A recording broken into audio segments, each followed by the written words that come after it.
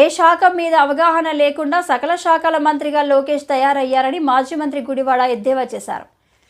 PM Modi శంకుస్థాపన చేసే ప్రాజెక్టులన్నీ వైసీపీ హయాంలో వచ్చినవి అని చెప్పారు.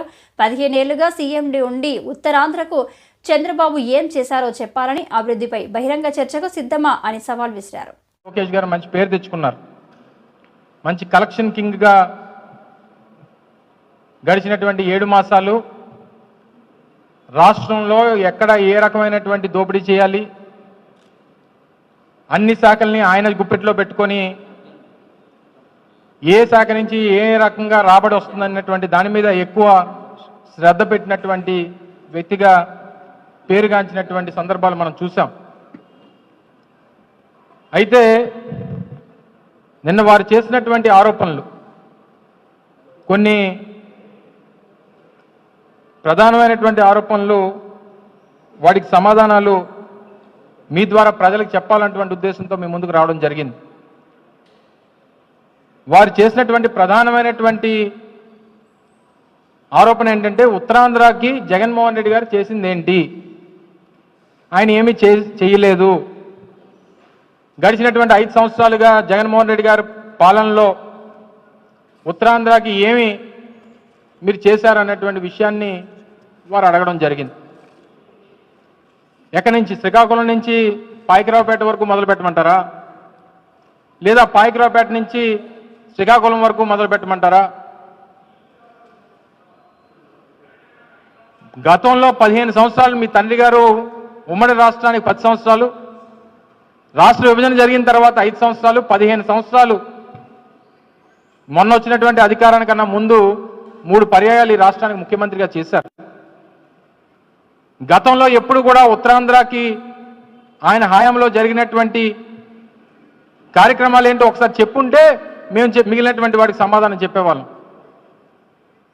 జగన్మోహన్ రెడ్డి గారు గడిచినటువంటి 5 సంవత్సరాల్లో శ్రీకాకుళంలో మొదలు పెడితే ఉద్దానం కిడ్నీ సమస్యకు సంబంధించి 700 కోట్ల రూపాయలతో వాటర్ ప్రాజెక్టు నిర్మించాం, కిడ్నీ రీసెర్చ్ సెంటర్ నిర్మించాం. ఎన్నో దశాబ్దాలుగా ఉన్నటువంటి మూలపేట పోర్టు నిర్మాణం, శ్రీకాకుళంకి సంబంధించి ఆ ప్రాంతం తాలూకు రూపురేఖలు మార్చేటువంటి శ్రీకాకుళం పోర్టు, మూలపేట పోర్టు నిర్మాణాన్ని ప్రారంభించాం. విజయనగరంలో మెడికల్ కాలేజ్ నిర్మించాం, కురుపాంలో ట్రైబల్ ఇంజనీరింగ్ కాలేజు, పార్వతీపురంలో మెడికల్ కాలేజు,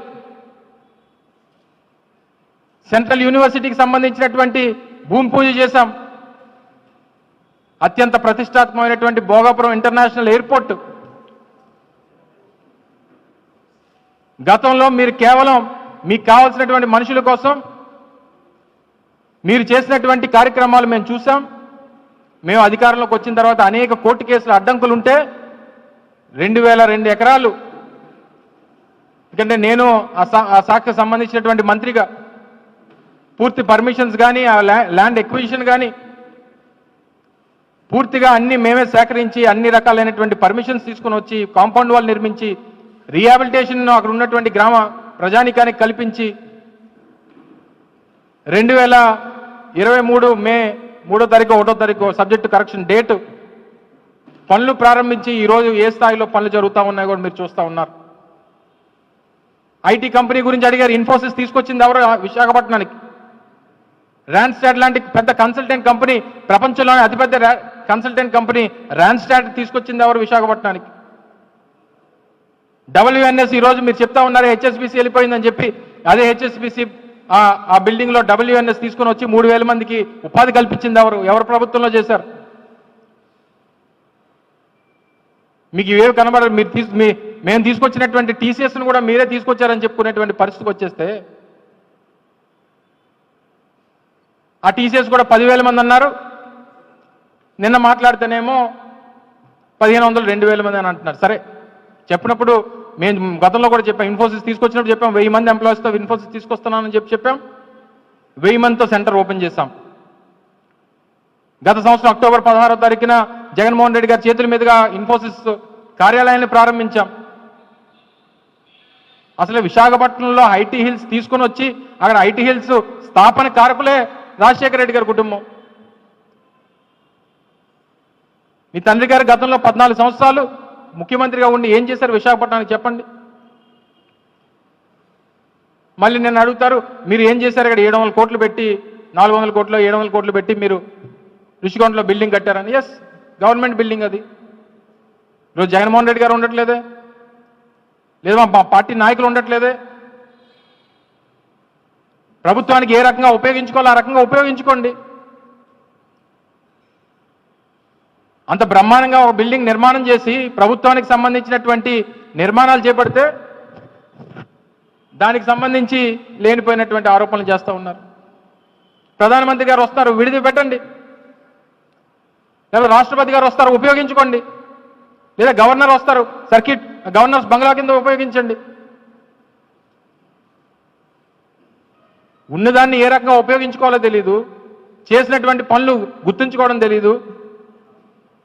ఈరోజు తిరిగి మా పార్టీ మీద విశాఖపట్నం స్టీల్ ప్లాంట్ ప్రైవేటీకరణ జరగదని ఎన్నోసార్లు చెప్పామని ఈయన చెప్తున్నాడు. ఎస్, వెరీ గుడ్, స్వాగతిస్తున్నాం. ఈ మాట రేపు ప్రధానమంత్రి గారు వస్తారు కదా, విశాఖపట్నం స్టీల్ ప్లాంట్ ప్రైవేటీకరణ జరగదు అని చెప్పి పెద్ద మనిషి నిన్న ప్రకటన చేశారు. ఎస్, స్వాగతిస్తున్నాం. కానీ ఆయనకి అది చెప్పాల్సింది. ఈయన చెప్పాడు, చాలా ఎలక్షన్స్ ముందు చెప్పాడు, ఎన్నికలు అయిపోయి 7 నెలలు అవుతున్నాయి, ఇప్పుడు చెప్తున్నాడు. అక్కడ తీరా చూస్తే ఎంప్లాయీస్కి జీతాలు లేవు. వెళ్ళి స్థానిక ఎంపీని అడిగితే మీకు జీతాలు ఇవ్వట్లేదు అని చెప్పి ఆయన క్వశ్చన్ మార్క్ ఉంటాడు. పక్కన ఉన్నటువంటి రాష్ట్రంలోనేమో స్టీల్ ప్లాంట్ ఈ రకమైనటువంటి పరిస్థితులు ఉంటే ఆ మంత్రి గారేమో 15,000 కోట్ల ప్యాకేజ్ తెచ్చుకుంటాడు. తీరా ఈయన చూస్తేనేమో ప్రైవేట్